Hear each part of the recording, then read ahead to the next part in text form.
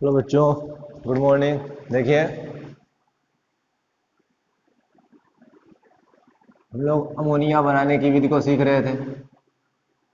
ठीक है,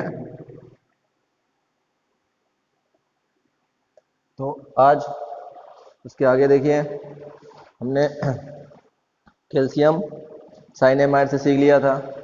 अब देखिए धातु नाइट्राइड से, तीसरी है हमारी धातु नाइट्राइड से। धातु मतलब मेटल, नाइट्राइड का मतलब N3-। तो अब मेटल लेनी है और उसमें N3 लगा देना है। मान लीजिए मैंने Na लिया और N3, तो सोडियम पर 1+, एक इसे देंगे और ये 3 इसे देगा, तो फार्मूला बना Na3N, सोडियम नाइट्राइड। ऐसे Mg2+, N3-, 3 इसे देगा, 2 इसे देगा, सूत्र बना Mg3N2। ऐसे Al3+ और N3-, ये 3 इसे देगा, ये 3 इसे देगा, 3 से 3 घट गया, Aln।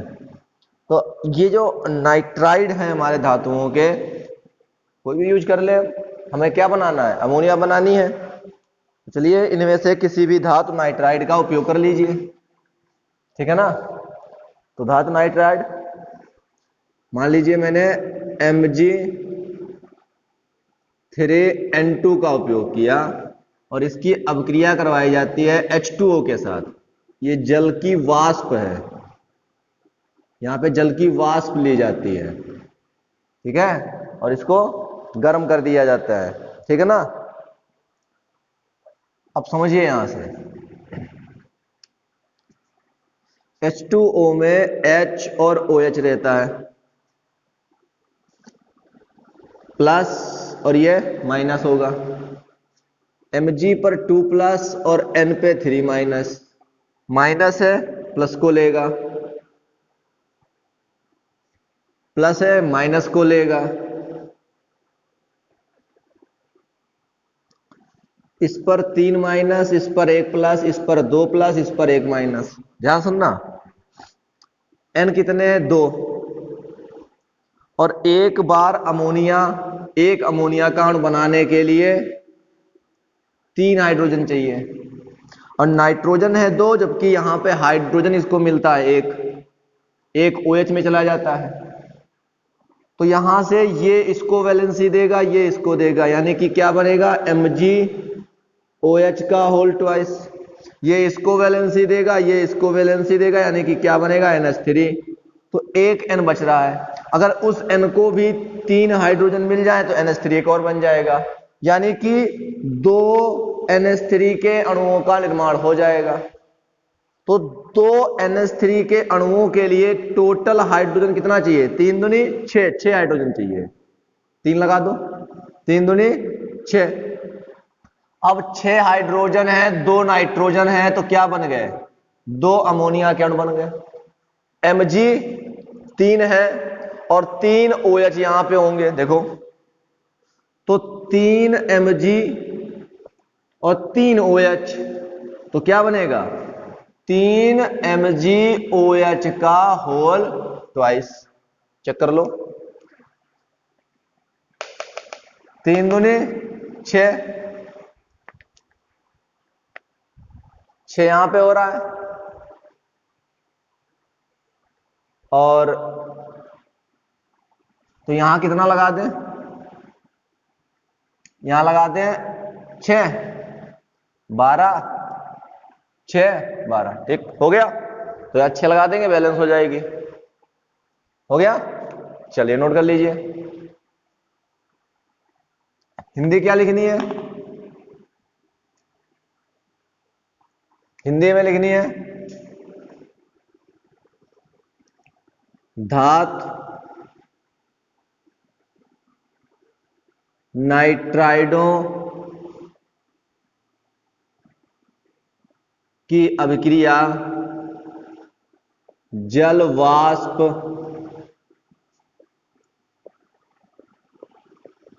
के साथ कराते हैं, जिससे अमोनिया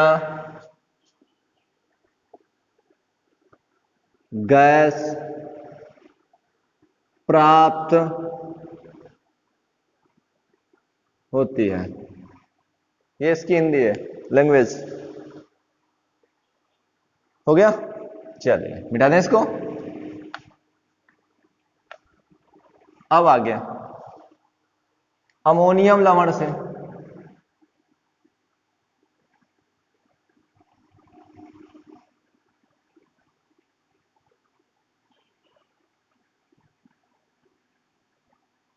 अमोनियम लवण से आपने पढ़ा होगा अमोनियम क्या होता है, NH4 प्लस। अमोनियम लवण कोई भी ले लीजिए और उसकी अभिक्रिया आपको क्षार के साथ करवा देनी है, आपको NH3 प्राप्त हो जाएगी। अब इसको समझिए रिएक्शन को। तो हमें लेना है अमोनियम लवण। मान लीजिए मैंने ले लिया NH4 का whole twice SO4 ammonium sulphate, और इसकी अभिक्रिया करवा दी मैंने NaOH के साथ। ये भी एक आयनिक यौगिक, ये भी एक आयनिक यौगिक, ये प्लस ये दो माइनस, ये प्लस ये एक माइनस, ये और ये आपका अलग Na2SO4 हो गया। इस पे दो है ना, तो इसको देगा, ये एक देगा इसको, तो Na2SO4, और ये बच गया आपका NH4OH। NH4 दो है, OH एक है, दो कर लो तो बनेगा 2NH4OH। इस रिएक्शन में जो NH4OH बनता है, ये थोड़ा सा हीट पाके ये टूट जाता है, NH4 टूट जाता है NH3। यहां से जो एक H बचता है इस OH के साथ वो बना लेता है H2O। हो गया। NH4 यहां कितना है, 2, तो यहां पे इसे 2 करने के लिए पूरी समीकरण में 2 से गुणा, 2NH4 OH कट जाएगा, NH4 का होल ट्वाइस SO4 2NaOH गर्म किया Na2SO4 plus 2NH3 plus 2H2O, reaction बन के तैयार। अब अगर आप यहां चाहें तो यहां पे आप KOH यूज कर सकते हैं, CaOH का होल ट्वाइस यूज कर सकते हैं, सब क्षार है हमारे। और मैंने बोला था क्षार के साथ अब क्या करवानी है, इसी प्रकार से होगी। यहाँ पे K2SO4 ही बनेगा, जब आप ये लोगे तो यहाँ पे CaSO4 बनेगा। तो ये रिएक्शन आप बना के दिखाना, व्हाट्सएप पे सेंड करना, ठीक है ना, या अपने फेयर पे नोट कर लेना इसी के नीचे। क्लियर। अब यहाँ पर अमोनियम लवण मैंने बोला है, तो अमोनियम का कोई भी लवण ले लेना आप, ये तो आप पे डिपेंड है, ठीक है ना, जो भी आपके मन में करे। आपको पता है ना अमोनियम लवण NH4Cl NH4NO3, इस पर एक प्लस, इस पर एक माइनस, इस पर एक प्लस, इस पर एक माइनस, बना सकते हो ना अमोनियम लवण। तो अमोनियम लवण की अपक्रिया किसके साथ करवानी है, क्षार के साथ। अब क्षार कौन सा लोगे ये आप पे डिपेंड है, और यहां पे आपको क्या मिलेगी, अमोनिया मिलेगी। बाकी जो इसके साथ में मिलेगा, यहां पे एक साल्ट बनेगा और एक H2O बनेगा साथ में। तो ये अपने आप रिएक्शन में जो है होमवर्क में दिखाना, ठीक है ना। हिंदी क्या लिखेंगे, हिंदी लिखो, अमोनियम लवणों को क्षार के साथ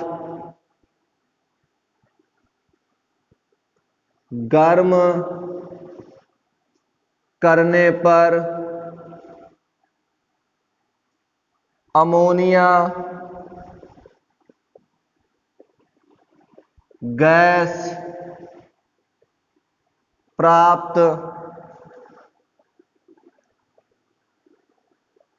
होती है, अमोनिया गैस प्राप्त होती है। ठीक है, इसको नोट कर लीजिए।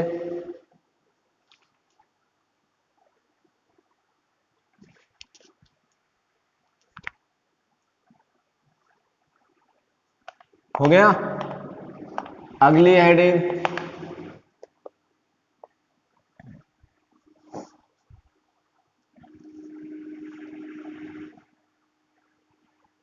एमाइडों के साथ, एमाइडों से। देखिए एमाइड CH3CONH2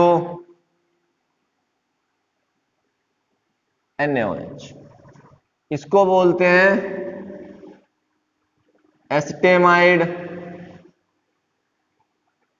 ये एक एमाइड है, इसको बोलते हैं एमाइड। CONH2 को एमाइड बोलते हैं बेटा। अगर किसी भी एमाइड की अपक्रिया आप NaOH के साथ कराओगे तो आपको अमोनिया मिलेगी। तो कैसे मिलेगी, देखिए ये NH2 और ये H कितना हो गया, 2 और 1 3। अब क्या बचा, पहले जो निकला है वो निकाल देता हूं मैं।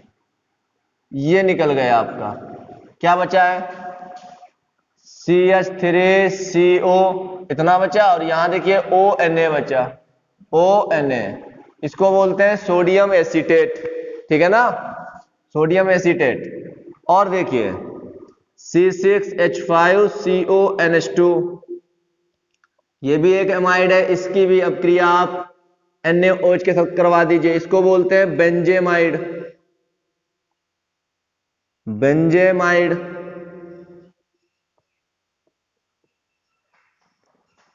NH2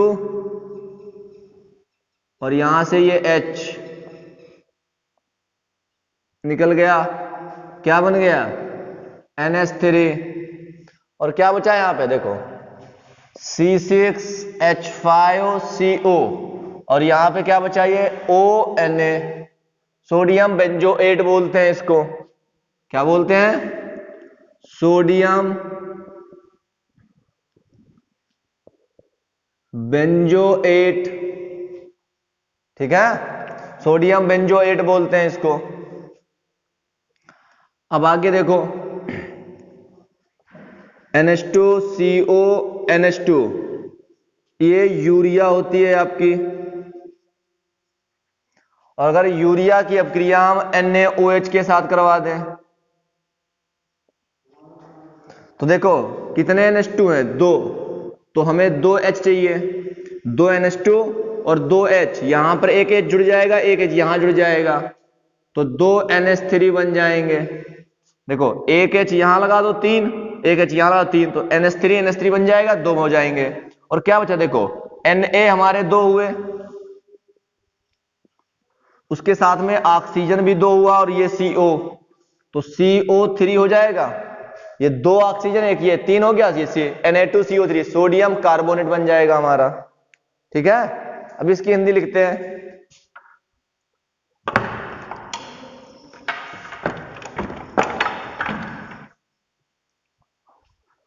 हो गया, हिंदी में क्या लिखोगे, एमाइड को एमाइडों को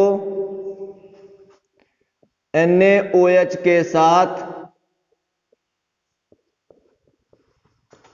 गर्म करने पर अमोनिया गैस प्राप्त होती है। ठीक है, नोट कर लीजिए। चलिए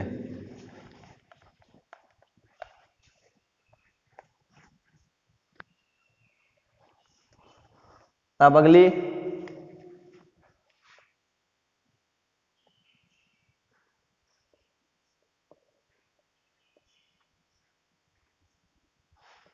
अमोनिया, या सीधे लिखो औद्योगिक निर्माण विधि। औद्योगिक मतलब होता है बड़ी मात्रा में, भारी मात्रा में बनाना। तो इसमें जो है आप हेडिंग डालिए हेबर विधि। तो हेबर विधि से जो है अब हम अमोनिया बनाएंगे, वो भी भारी मात्रा में बनाएंगे, लैब में छोटी सी मात्रा में, केवल एक्सपेरिमेंट के लिए, प्रयोग के लिए कि ये हमारे लिए अच्छी है या खराब है इसलिए देखी जाती है बना के छोटी सी मात्रा में। और लैब में जो बनाते हैं वो अगर बेकार है तो वो कम होगी, तो इतना नुकसान नहीं होगा हमारे पर्यावरण के लिए, हमारे लिए। और जब अच्छे ही है तो उसको भारी मात्रा में बनाते हैं। किससे बनाते हैं? औद्योगिक निर्माण विधि से। तो उसका जो प्रक्रम है वो अलग होता है, ठीक है ना। तो यहां पर हेबर विधि देखेंगे, तो हेबर विधि में हेडिंग पड़ेगी आपकी सिद्धांत, प्रिंसिपल। इसका सिद्धांत क्या है? तो देखिए आप हर एक बात को समझ लीजिए फिर लिखना उसके बाद। N2 + 3s2 2NH3। और ये आपने साम्यावस्था लेसन में बहुत अच्छे से ये पढ़ा होगा। ये रिएक्शन काफी बार बताई गई है, ठीक है ना, क्लियर है ना। प्लस 22.4 किलो कैलोरी, 22,400 लिखो, 22,400 वो कैलोरी होगी और ये किलो कैलोरी है। तो दोनों में कोई दिक्कत नहीं है, जैसे भी लिखना चाहो आप लिख लेना। तो ये रिएक्शन आपने साम्यावस्था में अच्छे से पढ़ी होगी, ठीक है ना, बहुत अच्छे से पढ़ाई गई होगी रिएक्शन ये, ठीक है।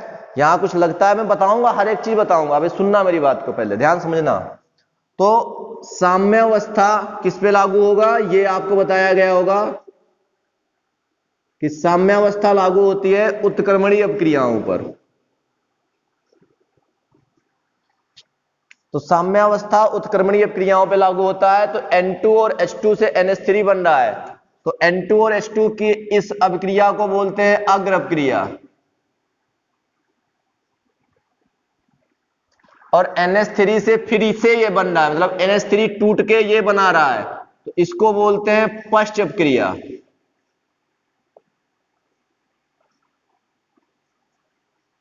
ठीक है। N2 और H2 मिलकर बना रहे हैं NH3, तो इसको बोलते हैं अग्र अपक्रिया। NH3 टूट कर बना रहा है N2 और H2, इसको बोलते हैं पश्च अपक्रिया। तो अग्र अपक्रिया और पश्च अपक्रिया ये किसमें होती हैं? उत्क्रमणीय अपक्रियाओं में। और उत्क्रमणीय अपक्रियाओं पर क्या लागू होता है? साम्यावस्था। और ये आपने पढ़ा होगा अच्छे से, ठीक है ना। तो साम्यावस्था यहां पे, तो साम्यावस्था है तो आपने लासा तेलिए का नियम पढ़ा होगा। लासा तेलिए का नियम, लासा तेलिए का नियम ताप, दाब और सांद्रण के बारे में बताता है,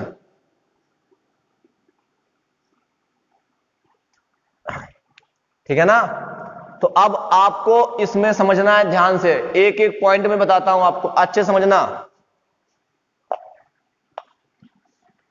देखिए समझिए, सबसे पहले ऊष्मा यहां पर देखिए आप प्लस में दे रखी है, प्लस में दे रखी है, मतलब जो ऊष्मा है वो उत्सर्जित हो रही है, ऊष्मा उत्सर्जित हो रही है, मतलब ऊष्मा क्षेपी अपक्रिया है, ऊष्मा निकल रही है, ऊष्मा क्षेपी अपक्रिया। अब ऊष्मा क्षेपी अपक्रिया है तो अब ध्यान समझिए, और मैं किस अपक्रिया की बात कर रहा हूं? अग्र अपक्रिया की। मुझे अमोनिया से मतलब है ना, इससे नहीं मतलब है, मुझे मतलब है इधर से इधर की, अमोनिया के, तो उसको बोलेंगे अग्र अपक्रिया। तो जो अग्र अपक्रिया है आपकी, वो कैसी है? ऊष्मा क्षेपी अपक्रिया है, ठीक है ना। दूसरी बात समझिए, आयतन। कितना यहां एक, यहां कितना तीन, तो 3 और 1 4 और 4 टोटल 4 कितना बना यहां पे 2, 4 से 2 बना, यानी कि आयतन में कमी हुई। ठीक है ना।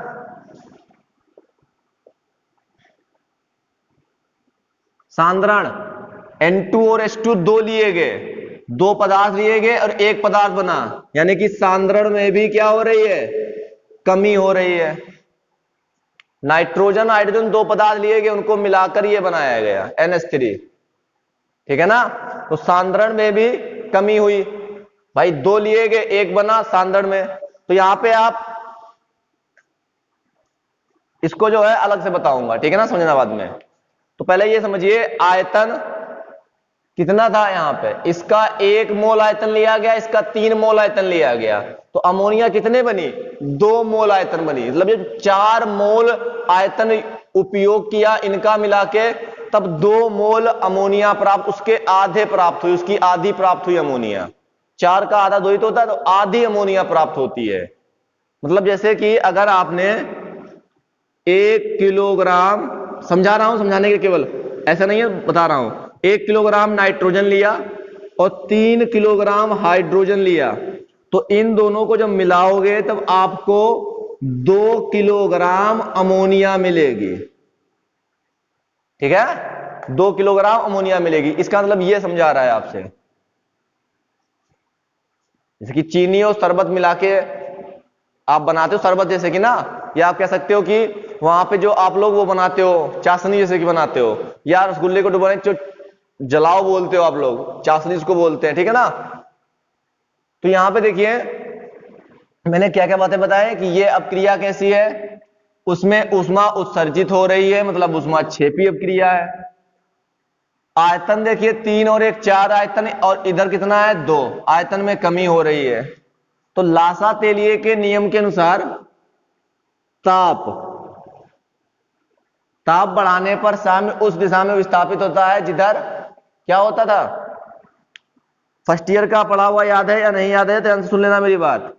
ताप में वृद्धि करने से साम्य उस दिशा में विस्थापित होता है जिधर ऊष्मा का अवशोषण होता है, जिधर ऊष्मा अवशोषित होती है, जिधर ऊष्मा का अवशोषण होता है, मतलब अवशोषित हो रही हो, वो रिएक्शन अपने अंदर ऊष्मा खींच रहा हो। तो अगर देखो, अगर आप अग्र अपक्रिया की बात करो तो ऊष्मा प्लस में है, मतलब ऊष्मा ये खुद निकाल रहा है तो उत्सर्जित कर रहा है। तो अग्र अपक्रिया जो है ऊष्मा उत्सर्जित कर रही है, अवशोषण नहीं कर रही है। तो अग्र अपक्रिया ऊष्मा उत्सर्जित कर रही है, अवशोषण नहीं कर रही है। यानी कि ताप जो है, हमने क्या बोला, लासा तेलिए के अनुसार ताप बढ़ाने पर अभिक्रिया का साम्य उस दिशा में विस्थापित, ताप बढ़ाने पर अभिक्रिया का साम्य उस दिशा में विस्थापित होगा जिधर ऊष्मा का अवशोषण होगा, लासा तेलिए के नियम के अनुसार जिधर ऊष्मा का अवशोषण होगा। लेकिन इस अपक्रिया में अगर आप N2 और H2 से अमोनिया बना रहे हो, तो मुझे अग्र अपक्रिया से मतलब है अमोनिया बनाना है, तो अगर मैं इसमें ताप बढ़ाऊं तो इसमें पहले से ही ऊष्मा उत्सर्जित हो रही है, और ताप बढ़ाने पर किसी भी पदार्थ के अणुओं के बीच की दूरी बढ़ती है। क्लास 9th अच्छे से पढ़ा, फर्स्ट ईयर की बात कर लो, गैसीय अवस्था नियम या गैसीय नियम आपने चैप्टर पढ़ा होगा। ताप बढ़ाने पर गैस के अणुओं के बीच की दूरी और बढ़ेगी।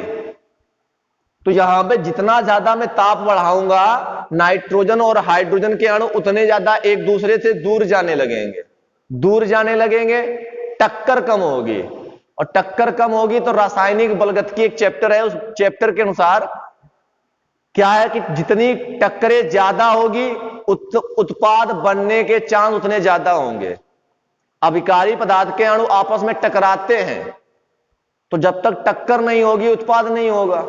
और अणुओं को हम ताप बढ़ाकर क्या कर रहे हैं, दूर दूर कर रहे हैं।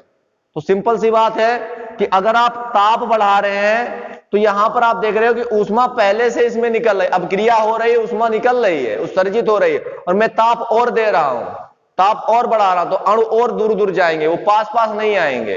तो ताप जो है N2 और H2 से अगर अमोनिया बनाना है, यानी कि अग्र अपक्रिया में अगर मुझे अगर अपक्रिया के लिए बात करें, लासा तेलिए के नियम की बात करें, तो यहां पर जितना ताप कम होगा, ताप जितना कम होगा उतनी ज्यादा अमोनिया बनेगी। पहला पॉइंट समझ में आया, ताप जितना कम अमोनिया की मात्रा उतनी ज्यादा बनेगी, क्योंकि ताप कम कर दोगे तो आपने पढ़ा है ताप कम करने से अणु पास पास आते हैं। भाई किसी गैस को ठंडा कर दो, कोई भी गैस ठंडा करने पर क्या बन जाती है, लिक्विड बन जाती है बेटा। तो आप जितना ठंडा करोगे, गैस टेम्परेचर कम कर रहे हो, मतलब गैस के टेम्परेचर को कम कर रहे हो, तो अणु वो क्या होंगे, पास पास आने लगेंगे। अणु पास पास आने लगेंगे मतलब क्या हुआ, क्रिया, टक्करें की संख्या बढ़ेगी, टक्करों की संख्या बढ़ेगी तो अब क्रिया तेजी से होगी हमारी। तो यहां पर जो है लासा तेलिए के नियम के अनुसार अगर आपको N2 और H2 से अमोनिया बनानी है अधिक मात्रा में, तो ताप को कम करना पड़ेगा। पहला पॉइंट दिमाग में बिठाओ, ताप कम। तो मैं लिख देता हूं यहां पे, ताप कैसा होगा, कम। अब बात कर लेते हैं दाब। दाब बढ़ाने पर, मैं लिखूंगा नहीं पूरा, दाब बढ़ाने पर अभिक्रिया का साम्य उस दिशा में विस्थापित होता है जिधर आयतन में कमी होती है।